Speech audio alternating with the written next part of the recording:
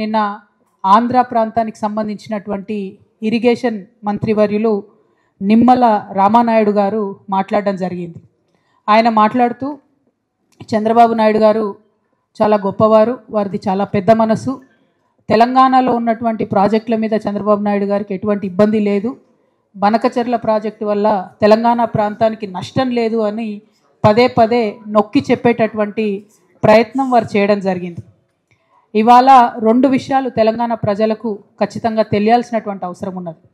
వారు రామానాయుడు గారు మాట్లాడుతూ ఇంకో మాట కూడా అన్నారు, కేసీఆర్ గారే ఒప్పుకున్నారు గోదావరి నది నీళ్లు ఆంధ్ర గవర్నమెంట్ తీసుకెళ్లడానికని.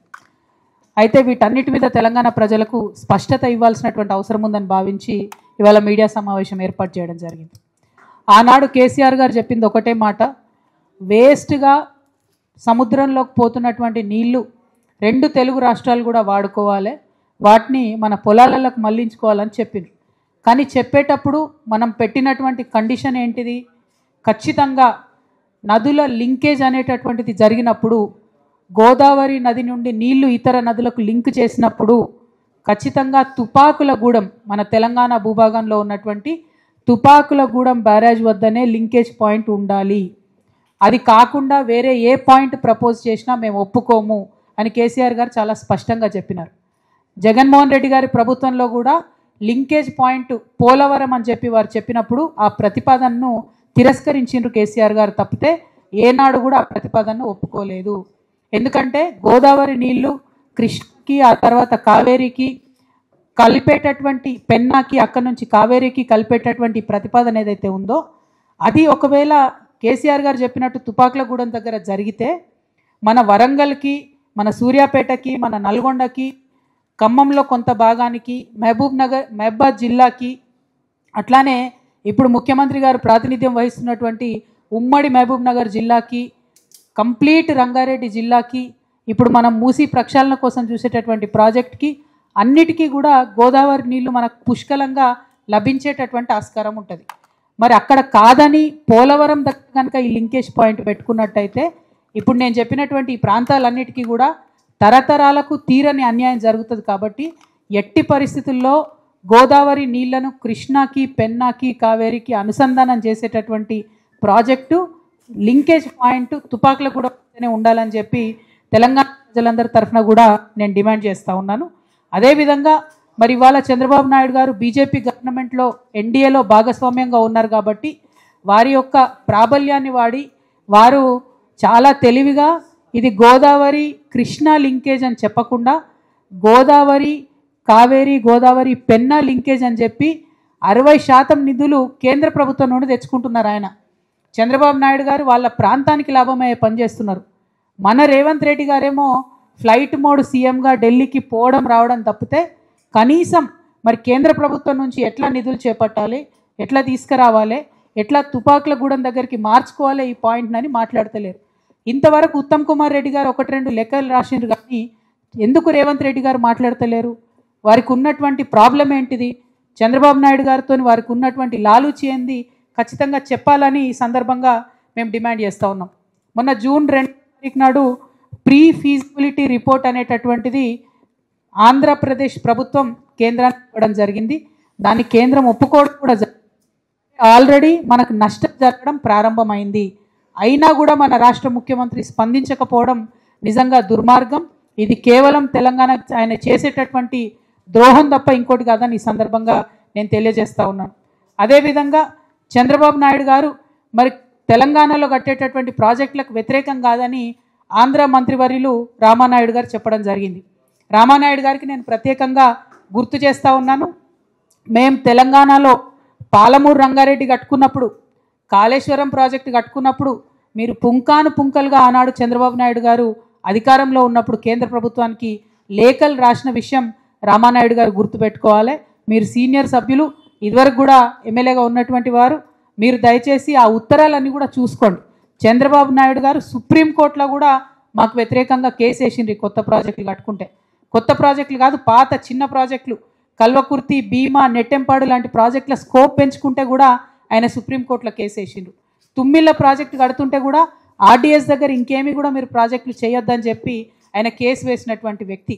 అదే మీ ఆంధ్రలో ఉన్న సుంకేష్లను మాత్రం మీరు పెంచుకున్నారు, మా తుమ్మిలను మీరు పెంచుకోనియలేదన్న విషయం తెలంగాణ ప్రజలు, ముఖ్యంగా మహబూబ్ నగర్ ప్రజలైతే మర్చిపోయే ప్రసక్తే లేదు. మహబూబ్ నగర్ నల్లమల్ల బిడ్డనని చెప్పుకునేటటువంటి ఈ చీఫ్ మినిస్టర్ గారు మరి నల్లమల్ల పులిబిడ్డ అని చెప్తారు. చంద్రబాబు నాయుడు విషయంలో, జలదోపిడిని నివారించే విషయంలో మాత్రం రేవంత్ రెడ్డి గారు పేపర్ టైగర్గా మిగిలిపోయినరని చెప్పి నేను ఈ సందర్భంగా ఆరోపణ చేస్తూ ఉన్నాను. మీరు పులిబిడ్డ కాదు, you are just a paper tiger. మీరు జలదోపిడి ఆపకపోతే మాత్రం మహబూబ్ నగర్ జిల్లా, తెలంగాణ సమాజం రేవంత్ రెడ్డి గారిని ఎన్నటికీ కూడా క్షమించదు. ఇవాళ ఈ బనకచెర్ల లింకేజ్లో భాగంగా ఆంధ్ర ప్రాంతంలో బొల్లపల్లి అనేటటువంటి ఏరియాలో 150 టీఎంసీలతోని ఒక ఆర్టిఫిషియల్ రిజర్వాయర్ని కడతా ఉన్నారు. దీనివల్ల నల్లమల్ల ఫారెస్ట్ కూడా మునిగిపోతూ ఉన్నది. మరి ఆ ఫారెస్ట్ మునిగిపోకుండా తెలంగాణ జాగృతి ఆధ్వర్యంలో ఖచ్చితంగా మేము కోర్టులను ఆశ్రయిస్తాం. ఎట్టి పరిస్థితుల్లో ఈ బనకచెర్ల లింకేజ్ ప్రాజెక్ట్ ఆపడానికి మేము శతవిధాలుగా ప్రయత్నిస్తాం. ఇదివరకు తెలంగాణ జాగృతి ఆధ్వర్యంలో ఉమ్మడి ఆంధ్రప్రదేశ్లో పోలవరం మీద కూడా మేము కేసులు వేసి ఆపే ప్రయత్నం చేసినాం. సో అదే ప్రయత్నం ఇప్పుడు ఈ బొల్లపల్లి రిజర్వాయర్ని కూడా ఆపే ప్రయత్నం చేస్తాం. ముఖ్యమంత్రి గారు నేను సవాల్ చేస్తున్నా, మీరు నిజంగా నల్లమల్ల పులిబిడ్డ అయితే ఈ బొల్లపల్లి రిజర్వాయర్ కట్టకుండా అడ్డుకోండి. దానివల్ల నల్లమల్ల ఫారెస్ట్ కూడా మునిగిపోతూ ఉన్నది. మరి ఈ ముఖ్యమంత్రి గారు ఢిల్లీకి వెళ్తున్నటువంటి సందర్భంలో వారు నేను ఇంకొక డిమాండ్ చేస్తూ ఉన్నా, మీరు ఇన్నిసార్లు ఢిల్లీకి వచ్చారు కానీ ఎప్పుడు కూడా నరేంద్ర మోడీ గారిని మీరు బీసీ బిల్లు గురించి అడగలేదు. మీరు రాహుల్ గాంధీ గారు చెప్పారు కాబట్టి నేను బీసీ బిల్లు పెట్టినా అన్నారు, రాహుల్ గాంధీ గారు చెప్పినారు కాబట్టి కులగన్న వేసినా అన్నారు. కానీ మీరెప్పుడు మనస్ఫూర్తిగా మాత్రం బీసీలకు మద్దతు ఇవ్వడం లేదు. ఆ విషయం మీ వైఖరితో స్పష్టమవుతున్నది. నేను రేవంత్ రెడ్డి గారిని డిమాండ్ చేస్తూ ఉన్నా, మీరు ఇవాళ ఢిల్లీకి పోతూ ఉన్నారు, మళ్ళొకసారి హాఫ్ సెంచరీ దాటినట్టుంది, 51సారి కావచ్చు ఇది. మరి ముఖ్యమంత్రి గారికి కంగ్రాచులేషన్స్ కూడా చెప్పాలి. గిన్నిస్ రికార్డు వాళ్ళు వెతుకుతున్నారట రేవంత్ రెడ్డి గారు ఎక్కడ ఉన్నారని. ఢిల్లీకి పోయి వచ్చే ముఖ్యమంత్రులలో గిన్నిస్ రికార్డు కూడా వారికే వచ్చేటట్టుగా నాకు కనిపిస్తూ ఉన్నది. మరి మీ గిన్నిస్ రికార్డు వచ్చినందుకు సంతోషం, కానీ మా బీసీ బిడ్డల బిల్లును మాత్రం మీరు ఢిల్లీకి పోతూ ఉన్నారు, ఖచ్చితంగా తీసుకొని రావాలని చెప్పి మేము డిమాండ్ చేస్తూ ఉన్నాం. ఒకవేళ మీరు బీసీలకు 42% రిజర్వేషన్ ఇవ్వకుండా ఎలక్షన్లకు పోయేటట్టయితే ప్రతి గ్రామంలో ఉన్నటువంటి తెలంగాణలో ఉన్నటువంటి ప్రజాస్వామ్యవాదులందరినీ కూడా మేము రిక్వెస్ట్ చేసి 100ల కొద్దీ నామినేషన్లు వేపిస్తాం. ఎలక్షన్ కమిషన్కు ఎన్నికల ప్రక్రియను మేము అడ్డు తగిలే విధంగా 100ల కొద్దీ నామినేషన్లు ప్రతి వార్డులో, ప్రతి పంచాయతీలో కూడా వేపిస్తామని ఈ సందర్భంగా నేను తెలియజేస్తూ ఉన్నాను. అదేవిధంగా బీసీ బిల్లు సాధన కోసం మరి అలా తెలంగాణ వికసిత్ యాత్ర పేరుతో చెప్పి మీటింగ్లు పెడుతుందట. ఏం వికసిత్ యాత్రనో ఎందుకోసమో నాకు అర్థమైతలేదు. మరి తెలంగాణ సమాజంలో సగం ఉన్నటువంటి బీసీల బిల్లుకు మద్దతు ఇవ్వకుండా మీరు ఎన్ని యాత్రలు పెట్టినా కూడా ప్రజలు మిమ్మల్ని నమ్మరు.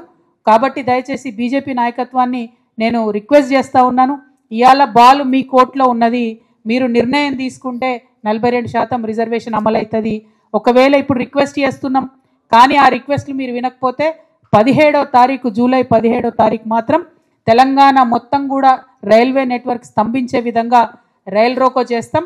మేము రైళ్లలో ప్రయాణించే వారందరికీ కూడా రిక్వెస్ట్ చేస్తున్నాం, జూలై 16, 17, 18 మీరు కనుక ప్రయాణాలు పెట్టుకుంటే వాటిని వాయిదా వేసుకోండి. 16వ తారీఖు నుంచి మీరు ఎక్కడి నుంచైనా వస్తే తెలంగాణలో ఇరుక్కుంటారు. మరి 18వ తారీఖు నాడు మీరు ఎక్కడన్నా చేరుకోవాలనుకుంటే కూడా మీకు ఇబ్బంది అవుతుంది. కాబట్టి జూలై 16, 17, 18వ తారీఖు నాడు మాత్రం రైల్వే నెట్వర్క్ అంతా స్తంభిస్తుంది తెలంగాణలో. సో మీరు ఖచ్చితంగా ప్రయాణం వాయిదా వేసుకోవాలని కోరుతున్నాను. People who want to travel through or from Telangana on 16th, 17th, 18th of July through railway network, I request all of you to please kindly postpone your travel plans because Telangana OBC bill is pending at the union government level at Honorable Rashtrapati ji. We are demanding that the BC bill be cleared as soon as possible. To meet that demand, to put pressure on the union government, we are holding a rail roko in Telangana on 17th July. That will inconvenience your travels. So people traveling from and through Telangana in July 16th, 17th, 18th, I sincerely request all of you to postpone your travel plans. So మళ్ళొక్కసారి ముఖ్యమంత్రి గారికి half century దాటి ఢిల్లీకి ప్రయాణిస్తున్నందుకు congratulations చెప్తూ BC bill పట్టుకొని ఢిల్లీ నుంచి రావాలి. బనకచెర్ల మీద అపెక్స్ కౌన్సిల్ మీటింగ్ పెట్టించుకొని బనకచెర్ల ప్రాజెక్ట్ ఆపే మీరు ఢిల్లీ నుంచి తెలంగాణకు రావాలని డిమాండ్ చేస్తూ మరి హాజరైన మీడియా మిత్రులందరికీ కూడా నమస్కారాలు. జై తెలంగాణ, జై జాగృతి, జై KCR. Thank you so much.